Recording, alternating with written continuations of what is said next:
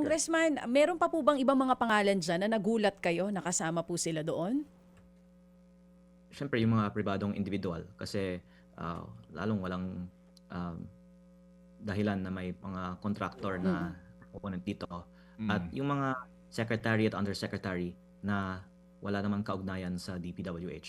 Okay. Oo. Sige. Last na lang po sa akin. Congressman, kailan po yung tamang panahon sa pagsisiwalat po ng buong laman nitong hawak po ninyong files? Aabot po ba yan this year or depende po talaga sa magiging sagot ni Sec Vince or you will decide by your own na kung kailan itong tamang panahon na ito? Well, I will await Secretary Vince's response because I'm sure he will respond in some way.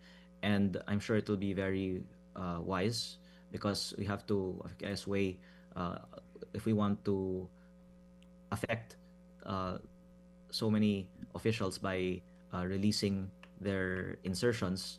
And I think that this is something that will have a lot of bearing on a lot of people, especially in light of the tragedy of last Thursday with Yusek Cabral. Ayoko din na ako po mismo ay makaka-apekto emotionally sa maraming tao. Okay, sige po. So we will leave it at that muna, Congressman. Thank you ho sa inyo pong pagbibigay po ng panahon sa aming programa at kami po ay mag-aantabay eventually nga dito po sa release ng mga dokumentong ito. Ilang pahina po ito, Congressman? Excel spreadsheet po siya. At baka pwede kong sabihin na sa mga 17,000 plus ang mga line items sa isang tab. Pero parang mga 50 na mga tabs nito eh. Mga kapatid, brothers and sisters, saan ka pa? Dito na tayo sa totoo.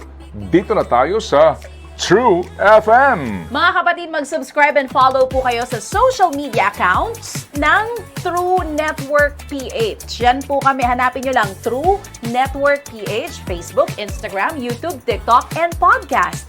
Mapa Apple or Spotify man yan, mahahanap nyo kami. Lahat ng mga napapanood at napapakinggan nyo po sa programa, nasa social media accounts namin yan. So paano mga kapatid? See you sa social media! Dito tayo sa